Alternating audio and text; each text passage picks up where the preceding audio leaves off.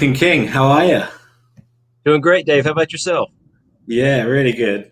You're our first international guest on the show, all the way from Oh, Florida, USA. oh, you're setting the bar kind of low, I'm afraid. Oh no, I don't think so. You're becoming quite popular over here. Uh, Uh, Almost an honorary Australian, but we'll get to that later. Through your love of all things Australian. So tell us a bit about you. Where did it start? How did you get into overlanding and cooking and all the things that yeah. we love? Well, I bought my first four-wheel drive, I guess, about 15 years ago. And it was a Range Rover Classic. And the thing was a tank. It's not like the current Range Rovers. This was a 1987 Range Rover, and it had a full front and rear axles, just unbelievable. And I tried to get it stuck. And I would purposely, let's see if we can get it stuck. And I only ever got stuck one time, and I just love the thing. But circumstances changed, and I ended up having to sell it, or just not having time to use it like I wanted to, and I regretted it. So after that, I got a couple of different four-wheel drive vehicles. I got a Land Rover Discovery at one point. Didn't do it for me. Later, I got a Jeep, a Wrangler, and that was pretty capable. And then finally, I guess about 4 years ago now, I found this Land Cruiser 80 that is my current ride. And I've always enjoyed the outdoors. I always enjoyed camping. I love to eat, and I think it's fun to try to cook over the fire. So all those things kind of roll up together in overlanding. So that's why I like it. Yeah, well, I definitely think the 80 series Land Cruiser is part what makes you an honorary Australian because I think they're, so. they're loved. But There's you know, nothing like them. you could have lost that status if you had kept the Jeep because we're not a fan of those over here. Some people I know think it. of them a bit like clown cars, you know, all the parts fall off when you open the door. So, yeah, That's we terrible. won't go into it. Jeep's Okay. reputation in Australia is making a comeback. Let's put it that way. Okay. They're not the strongest. So your channel is a mix of four-wheel driving, overlanding, as you guys call it, food, cook-ups, and unusually parody.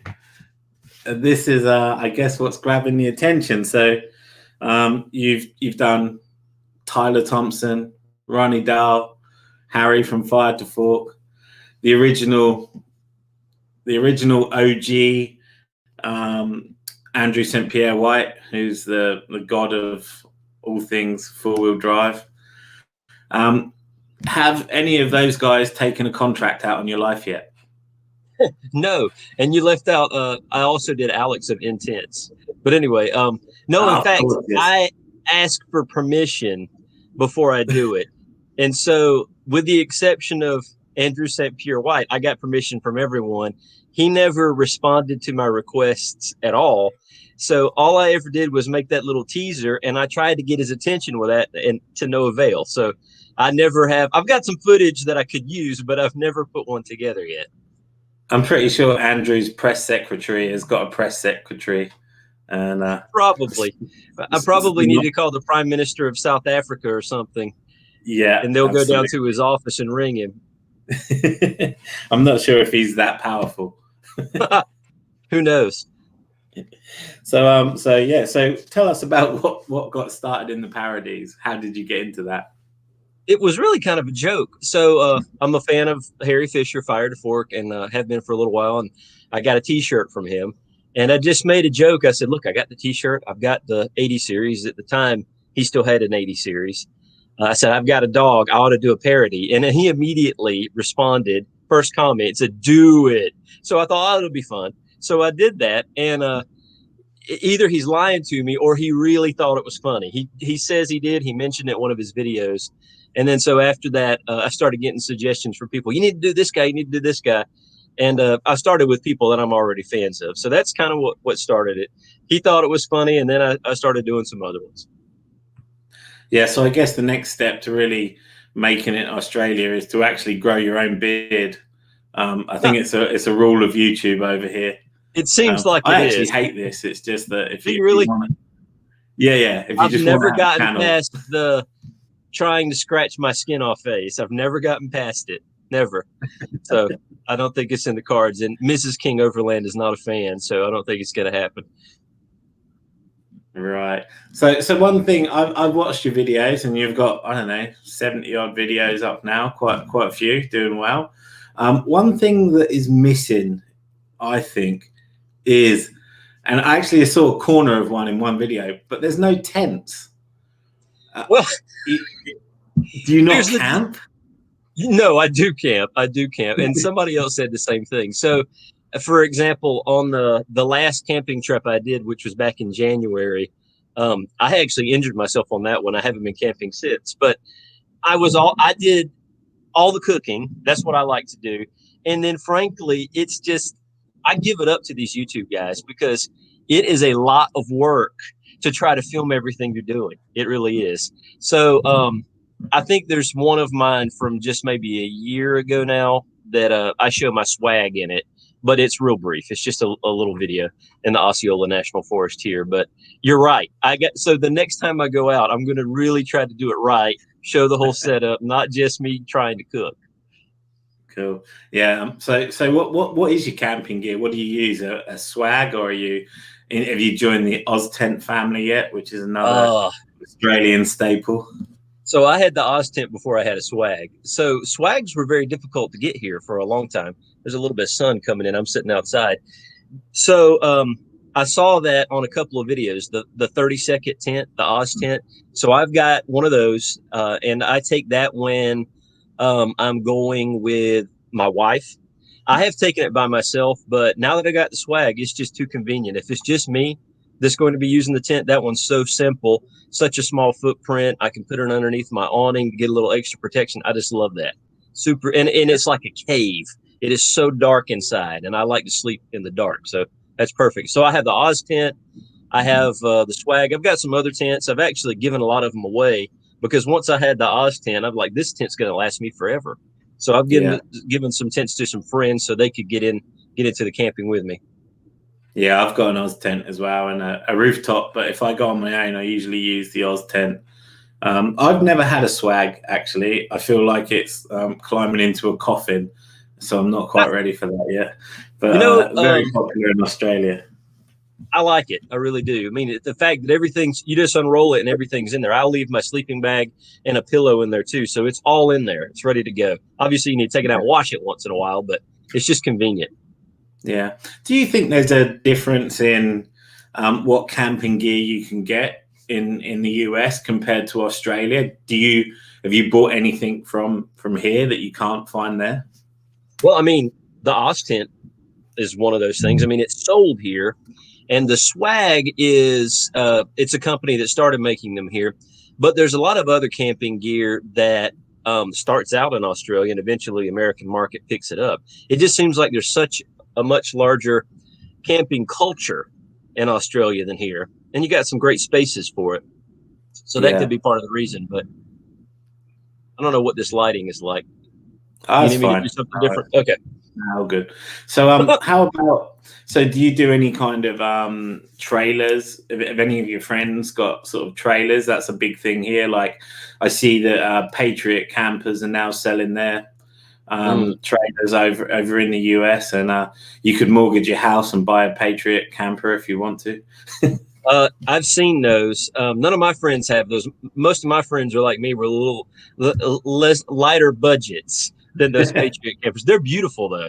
They're beautiful. Yeah. But I have seen some of those around. They're not as popular. There's some other brands here that are very similar. There's one called Turtleback. I see those around kind of frequently. They're very, very nice. It's not something I'm interested in really. I like the idea of having everything in my vehicle without having to take a trailer. Now, I've got so much stuff that it's going to get to the point I need to either thin some of it out or just get a trailer to take with me. But it's not for me right now. So are you part of a club over there? Or is it, just a sort of group of your own friends, or have you joined like a community? How do you get out and about? Sure. I mean, I've got some good buddies that enjoy it like I do. And so we've gone out together. There's lots of places around here. I really enjoy going by myself, to be honest with you. It's just relaxing and peaceful. But I am a member of a few Facebook groups and things like that. Mainly, I do that. I mean, it's nice to interact with people that like the same stuff. But I really do it to try to learn about some other spots, or even to get some ideas from people and share some of my stuff too. But I haven't gone camping with anyone that I've met on there. I've gotten a couple of invitations. It just hasn't worked out. And I guess what do you think would be the kind of real difference between camping in the US and Australia? Because things like here, we have like flies are a nightmare. I think Aussie guys seem to cope really well with it. You'll see Ronnie Dahl and people and Andrew, and they're just swatting these flies off and don't really notice it. And me being English, it absolutely drives me insane. I want to put myself in a suit every time I go out. But do you get those kind of problems in the US? Well, I mean, sometimes in Florida, we have mosquitoes that are pretty bad. And also there's other little bugs that will bite you. So in the evenings or at night at camp, you have to do something about it. In fact, I'm sitting out here right now. I've got a little thing that wards mosquitoes off, just because this time of the evening, they start coming around, even this time of year. In some parts of just near here in Georgia, there are gnats. They don't bite, but they're like flies. They just bother you. They're really just trying to find water. So they come close to your eyes. They try to get in your mouth. Those are very, very annoying. So we've got some things like that. I mean, here in Florida, people talk about Australia, about all the dangerous things. I kind of feel like we have that to a degree here in Florida, probably not to the same degree as the folks in Australia, but we have some of those things. Every type of poisonous snake you can find in America is in Florida. So we have them all here, and even a few of imports at this point. But how is camping different? Was that kind of the beginning of the question here versus Australia? Well, because where I'm at, to get to a really secluded place, I mean, if I want to go somewhere where I'm 3 days from people, I've got to travel, 5 days before I even begin to get into that country. Whereas it seems like in Australia, there's a huge area that's like that. So that's interesting to me. I mean, you've got the entire outback, right? And you got just huge spaces that there are no cities, no people. That's interesting to me. That's a big difference. Now, if you live out in the west of the United States, then you're closer to that stuff. But I'm very far from it. Very far from it. So when the world gets back to normal, if it ever does, do you plan on making any trips over to Australia? I'm going to, for sure, one day. It's my dream trip since I was a little boy. It's definitely on the to-do list. I mentioned this in one of my videos. I was supposed to take my wife to Hawaii for our 25th anniversary this year. We didn't get to do that. So I got to do that first. Got to take my wife to Hawaii. But at some point, it's halfway, right? Well, exactly. Maybe we should just make it a continuation. Yeah. But I've got to do that first. But definitely Australia is on the to-do list. Yeah, it'd be cool. It'd be good to have you over here. I'm sure you'd be very popular. I'd love to do it. Yeah, it would be cool. So I was going to say, so back to you becoming an honorary Aussie. You've ate Vegemite, which is a big step. How was that experience for you? So I tried it a few years ago, probably like 10 years ago, and just thought it was disgusting. But I think looking back from what I've been told, I just did too much at one time. So that was the problem. Honestly, I kind of like it now that I've tried it again, just using it sparingly. Now, my good friend Jordan, who I think you saw in some of my videos, he's from Yorkshire. He said it's very similar to Marmite. And so he walked me through it with the training wheel so that I could, get a taste of it. But I kind of like the stuff. It's not something I'm going to use the jar up very quickly, that's for sure. But it's kind of neat. And there's several people that have. They tend to hang around. They tend to hang around in the fridge for about 12 years per jar. I bet so. I bet so. So so you've got that done now. So that's one tick in the box, definitely. Another tick in the box is I haven't seen you using much canvas gear. Canvas bags are the way to go in Australia. If you like overlanding, you keep your canvas bags in a bigger canvas bag and probably in a big canvas bag for all of it. And they have to have a clear top on them. That's essential as well because, you don't want to open your bag up to see what's in it, right? You need to just be able to look. When are you going to get some canvas bags on the show? It is so funny that you say that because I was literally shopping on Grab Me Gear last night looking at some because I saw a video that Alex of Intense did. He just showed how great they were for organizing. But in reality, there's a couple of things that I would love to get a good strong canvas bag for, like my chainsaw and the stuff that goes along with that. And probably if I could get one big enough to put my axe in, there's a few things. And then I would love to get one that would hold all my recovery gear just in one bag. I've kind of got some of that stuff spread out. But other than that, I mean, I see the attraction, but I don't see the need for as many of them. A couple of them for sure, but literally, I was shopping last night for them. Yeah, I think if you want to guarantee 20,000 followers, just do a few reviews on Canvas, and half of Australia will be watching. I probably should do a video and say they're terrible. Drifter. No, they have some good ones, right? Absolutely, yeah. Yeah.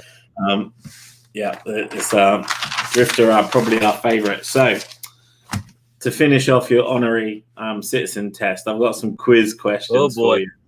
Okay. Yeah, and I thought this would be good. So it's not going to be too hard. But so to start off, what's the capital of Australia? Canberra. Absolutely correct. Okay. We mentioned how important Land Cruisers are here, and your rig is an 80 series Land Cruiser. So what year did the 80 series launch in? Well, that's interesting because I wonder if it was different in different places. Here, I believe it was 1991. I'm not sure about if that's a worldwide date. Yeah, it was 1990, but I'm sure there was a lot more babies born in Australia in 1991, thanks to the launch of Land Cruisers. So that I think you get a point for that. Okay, I'm close. So next question: what state does the OG Andrew St. Pierre White? Where does he live? What state? I think he lives in Western Australia. Correct. You're doing well. We talked about him before, but Drifter, where is our Mecca? Where is the Drifter headquarters in Australia? You know, I'm a little confused about that because when I look them up, it seems like there's, like, for example, on Instagram, there are boo-koodles of Drifter accounts, but are they in Victoria? No. I don't have a clue. No. Sorry. Gloucester in New South Wales. This is tiny town. Wales. Okay. And basically, Drifter have taken over the town. So have they? It's if you when you make your trip here, that's like one of the tourist sites now for campers to head to Drifter and get a factory tour. Now I'm going to have people from New South Wales unsubscribe to me. Yeah, well, on the bright side, when you get here, you can ditch your suitcase and buy a canvas suitcase to take back, right? So, there we go. Yeah, another reason to buy more canvas. And last question for your citizen test. On the Aussie coat of arms, what are the two animals that feature? Kangaroo. That's one. And I want to say it's crocodile, but it may be an emu. But what is it? Emu. We'll take that answer. Is that it? Will you take that one? Yeah. Emu, okay. Yeah. It's always funny that koala doesn't feature. Koala. Oh well. No, they've got a bad. They're not quite as friendly as you think. Most koalas have things like syphilis. So yeah, you don't want to shake hands with them, then. Yeah, they're not the kind of. They're pretty sexually active creatures. So yeah, not the best friend to make in Australia. Good to know. Bit promiscuous. Okay, so let's finish off with a few true or false questions on Aussie invention. Okay. So, plastic banknotes were made in Australia. True or false? True. Absolutely true. I think it's because most of the country goes surfing at weekends. So, you keep your money in your pocket for your chai latte and your avocado on toast, which is very popular, I'm told, with young people. So, yeah, you need plastic banknotes, right? Makes sense. The slinky. I don't think so. Correct. American invention. Okay. And invented on a battleship for some reason. I have no idea. I didn't think there was board sailors. Yeah. There you go. the electric drill, something we all use every week if you've got a Toyota. Very true. I don't know. I haven't ever heard of where that was invented. I'll say no. Oh, Australian invention. Very proud Really? of that. Yeah, That's a pretty good one. Yeah. Coca-Cola. Nah, that's American. For sure. But I think if Andrew St. Pierre White decides he wants to take ownership of Coca-Cola, seeing as he has one in most of his videos, Yep. I think that means he'll take it, and we can't argue at that, right? Good point. He's probably on their board. And I guess the last one is wine in a box.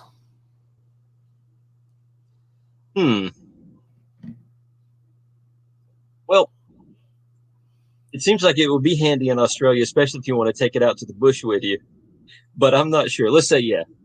Yeah, absolutely. And I was going to give you an extra point if because we discard the box and we just kind of use the plastic bag inside the box, and it's got a nickname. I guess you don't know what that is. No, I think I may have heard it. What is it? Goon bag. A goon bag. Yes. Yeah, I've seen that in some videos. A goon bag. Where does that come from? I have no idea. Absolutely no clue.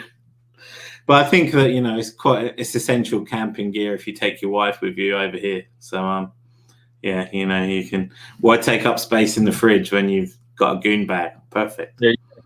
Yeah. Hey, thanks for joining us today, Nathan. Any shout outs you want to give us? Well, give us a plug for your site for a start. Absolutely. So you can find me right now on YouTube, Nathan King Overland, and also on Instagram. That's kind of where I started and where I'm really the most active. In that one, it's Nathan King Overland with underscores between the words.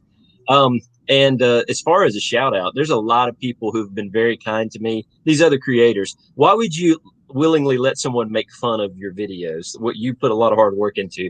But it's back to what you mentioned, the Aussie sense of humor, I think. And they've been very helpful. I mean, even giving me suggestions on video editing tools, helping me make videos. I mean, it's just really cool, the friendliness of it. And also, there's a ton of people that interact with me based on these things, these videos, and that's kind of cool too. People have said, hey, when you come, you can stay with us. That's extremely, extremely nice. So just a shout out to all those people. There's too many to name. It's so many, so that's nice. Yeah, that's cool. Look, you're definitely adding a new dimension to what we've got over here, and it's great. We love it. And yeah, we got some things planned for this channel. Like we're gonna have some kind of do this kind of thing with interviews, but with like 4 or 5 people online. So I'd love to get you back online and sort of do like around the fire kind of thing, and just talk about all kinds of crap that come up. And I'd love that. Yeah, great to meet you, mate. And keep up the interviews. The parodies. Keep up the cooking as well. I'm learning some awesome stuff. You can drop the you can drop the Vegemite now. We're good with that. It's done. The box has been ticked. Will do. Thanks again, mate. Stay cool. All right. Cheers. Thanks Bye. a lot. Bye-bye.